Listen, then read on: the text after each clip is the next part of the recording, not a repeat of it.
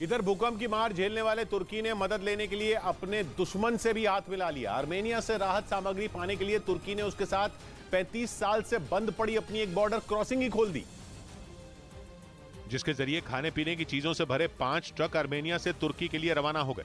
बताया गया कि यह बॉर्डर क्रॉसिंग 1988 से बंद पड़ी थी, क्योंकि तुर्की और आर्मेनिया एक दूसरे के दुश्मन हैं। तुर्की हमेशा से आर्मेनिया के दुश्मन और उसके पड़ोसी अजरबैजान के साथ खड़ा रहा है। 2020 की नागोर्नो कराबाख की लड़ाई में तो तुर्की ने अजरबैजान की इतनी मदद की थी कि आर्मेनिया को नाको चने चबाने पड़े थे।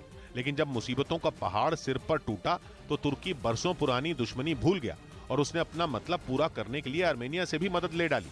इस बीच भूकंप से तबाह तुर्की में लोगों की राहत पहुंचाने में जुटे इजराइल के यूनाइटेड हत्सला नाम की संस्था ने काम रोक दिया। तुर्की की मदद के काम में लगे इस संगठन के लोगों को बीच में ही इजराइल वापस बुला लिया गया, क्योंकि यूनाइटेड हत्सला नाम के संगठन के लोगों को अपनी जान पर खतरा दिखने लगा। उन्हें ऐसा लगने लगा कि भूकंप से बर्बाद हुए तुर्की से वो कभी वापस इजराइल नहीं जा पाएंगे। जबकि 6 फरवरी को तुर्की में आए विनाशकारी भूकंप के बाद इस संगठन के 24 से ज्यादा लोग तेजी से वहां पहुंच गए थे और तुरंत वो मलबा हटाने के साथ साथ घायलों की मदद में भी जुट गए थे। तुर्की की तबाही इतनी बड़ी थी कि उसे मिली छोटी से छोटी मदद भी वहां कई लोगों की जान बचा सकती थी। इसी वजह से यूनाइटेड हत्सला ने आनन फानन में अपने 24 से ज्यादा लोग तुर्की रवाना कर दिए।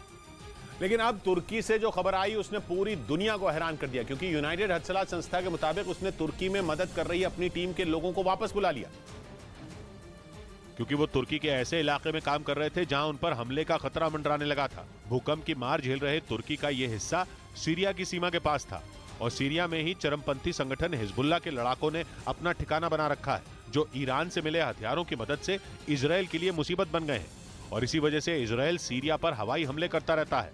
खबर है कि तुर्की पहुंची इजराइल की यूनाइटेड हत्सला संस्था की टीम के सदस्यों को भी हिजबुल्लाह के लड़ाकों का डर सताने लगा था, जिसके बाद उन्होंने अपने मदद के काम को बीच में रोक दिया और इजराइल लौट गए। इससे पहले सुरक्षा का हवाला देकर ऑस्ट्रिया की सेना के जवान और जर्मनी की राहत बचाव की एक टीम भी तुर्की से चली गई थी। उधर तुर्की के बाद भारत ने सीरिया की भी मदद की और भूकंप प्रभावितों तक राहत का सामान भेजा। जिस रास्ते से सीरिया तक मदद भेजी जा रही है, न्यूज़ 18 भी वहां पहुंचा और वहां पर सीरिया जाने वाले ट्रकों की लंबी लाइन नजर आई, जिनमें भरा राहत का सामान सीरिया भेजा जा रहा था।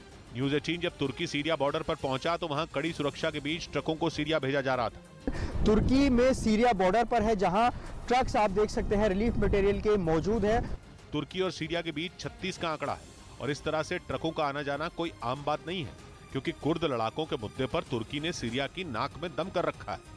लेकिन कुछ दिन पहले आए भूकंप ने तुर्की और सीरिया में तबाही का ऐसा तांडव किया कि हालात बदल गए और तुर्की के रास्ते सीरिया में राहत सामग्री भेजी जाने लगी। हालांकि सीरिया को मदद मिलने में देर हुई, जिसके बारे में संयुक्त राष्ट्र ने जानकारी दी और माना कि सीरिया में भूकंप प्रभावित लोगों तक वैसी मदद नहीं पहुंची जैसी तुर्की के लोगों तक पहुंची, क्योंकि सीरिया में करीब 12 साल से गृह युद्ध चल रहा है। यूरोपियन यूनियन, ऑस्ट्रेलिया, कनाडा और स्विट्जरलैंड ने सीरिया पर कई तरह के प्रतिबंध लगा रखे हैं और सबसे बड़ी बात यह कि तुर्की की तरह सीरिया नेटो का हिस्सा नहीं है, जिसकी वजह से सीरिया के भूकंप प्रभावितों को पश्चिमी देशों की उदासीनता झेलनी पड़ी। लेकिन ऐसे वक्त में भारत ने बड़ा दिल दिखाया। उसने प्रतिबंधों और कूटनीति से ऊपर इंसानियत को रखा।